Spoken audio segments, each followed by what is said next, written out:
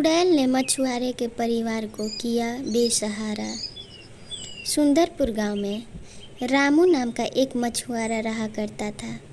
वो हर रोज़ अपने घर से अपने पास वाले नदी में मछली मारने जाया करता। एक दिन बारिश बहुत तेज़ हो रही थी और उसके नदी में जाने लायक रास्ता नहीं बचा था, इसलिए वो मछुआरा अपने जंगल वाले नदी की ओर चल देता, जिस ओर जाना बिल्कुल मना था। और वो नज़रअंदाज करते हुए अपने बड़े बूढ़ों की बात चुपके से उस ओर जाता ताकि उसे बहुत सारी मछलियाँ वहाँ मिले। वो भूतिया नदी के पास तो चला जाता, वहाँ पर उसे बहुत सारी मछली दिखाई देती।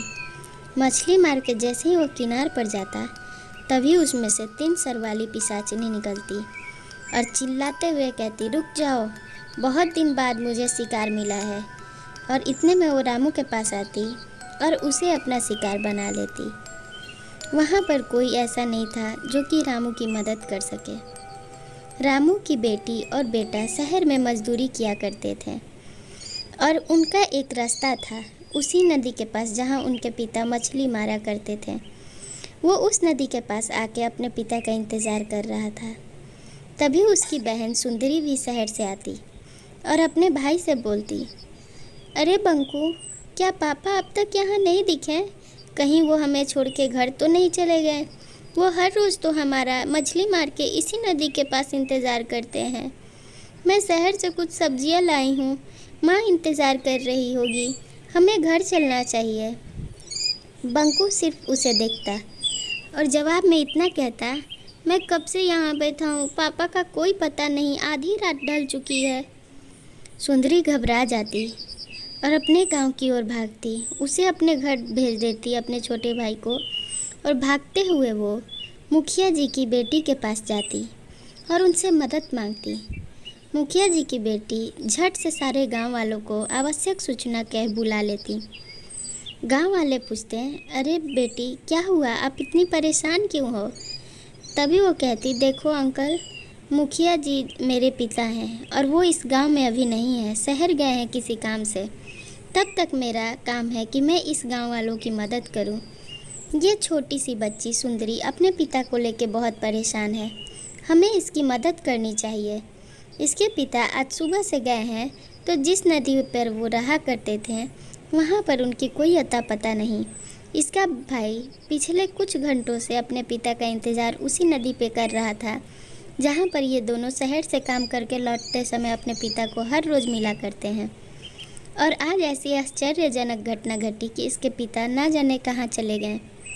गांव वालों में से एक व्यक्ति बोलता कि कहीं रामू हमारे पास वाले जंगल की भूतिया नदी की ओर मछली मारने लालच से तो नहीं चला गया, क्योंकि बारिश के वजह से आज हमारा नदी कीचड़ से भर चुका था और जाने का बिल्कुल रास्ता नहीं था। ये सुन सारे गाँव वाले चकित होते और झट से रामू की मदद के लिए निकल जाते।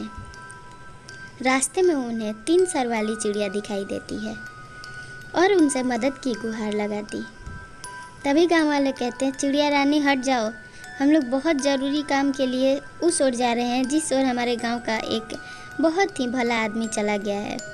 चिड़िया रोते हुए कहती, मैं वही हूँ जिसे तुम लोग ढूंढने जा रहे हो, मैं रामू हूँ और तुम लोग मेरी मदद करो। मैं तुम्हें एक योजना बताता हूँ, तुम्हें करना क्या है। चुड़ैल ने मुझे ये रूप दे दिया। वो चिड़िया उन्हें एक योजना बताती। वो योजना लेके वो लोग उस ओर निकल जाते हैं जिस ओर पिशाचनी नदी में रहा करती थी। नदी में पिशाचनी रूप बदल के नहा रही थी ताकि उसे देख कोई भी आए तो नदी में रुक जाए। गांव वालों को पता चल जाता है कि वो जो औरत उनके सामने नदी में खड़ी है वो कोई साधारण औरत नहीं, वो वही पिशाचिनी थी। तभी गांव वाले अपने हाथ में लिए आग की तीली उसकी ओर लेके बढ़ने लगते हैं। वो पिशाचिनी ज़ोर ज़ोर से चिल्लाती, हटाओ हटाओ इसे यहाँ से, मेरे सामने से हटाओ, मुझे गुस्सा आ रहा है। लेकिन वो लोग कोई जवाब नहीं देते क्योंकि उन्हें 2 सर वाली चिड़िया ने सिखा दिया था। तभी वो अपने असली रूप में आती और कहती, इसी आग से मैं जल के मरी थी और जब से मैं ये आग को देखती हूँ मेरी जलन याद आ जाती है। वो अपनी शक्तियों का इस्तेमाल कर उन गाँव वालों को मारना चाहती थी, लेकिन उसकी शक्तियाँ पानी तक ही रह जा रही थी क्योंकि उसकी शक्तियाँ कमज़ोर हो चुकी थी। आग को देख पिशाचनी घबराई हुई थी, इसलिए उसके कोई शक्तियाँ भी जल्दी से काम नहीं कर रही थी। ढंग से वो मंत्र नहीं पढ़ पा रही थी।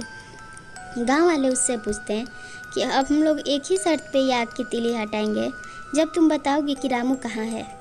तभी वो ज़ोर से चिल्लाते हुए कहती, रामू मेरे नदी में आ गया था। क्या तुम लोगों को नहीं पता है कि ये भूतिया नदी है? क्यों आया था वो मेरे नदी में? जीते जी अगर तुम लोग मुझे नहीं जीने दे रहे हो तो मरने के बाद चैन से रहने दो, ये मेरा नदी है। गांव वाले कहते, ठीक है, रामू से गलती हो गई, उसे लौटा दो तुम। हंसते हुए वो कहती, वो तो मेरा शिकार हो गया, लेकिन जाओ, अब तुम लोगों को मैं बख्श रही हूँ, जल्दी से अपनी जान बचा के भाग जाओ। गांव वाले तो चकित रह जाते हैं और उन्हें समझ आ जाता कि उनके गांव का आदमी रामू अब वापस नहीं आने वाला। वो लोग वहाँ से जाने की बात करते हैं रोते हुए। गांव में उन्हें अपने गांव के बहुत सारे लोग दिखाई देते हैं जो कि उस नदी में डूब के मर चुके थे। गांव वाले उन्हें देख चकित रहते हैं और वहाँ से भागने का फैसला लेते हैं, क्योंकि मरने के बाद आत्मा किसी को नहीं पहचानती। वो लोग वहाँ से चले जाते, फिर कभी कोई उस नदी के पास नहीं जाता। ऐसी कहानी के लिए चैनल सब्सक्राइब कर लें।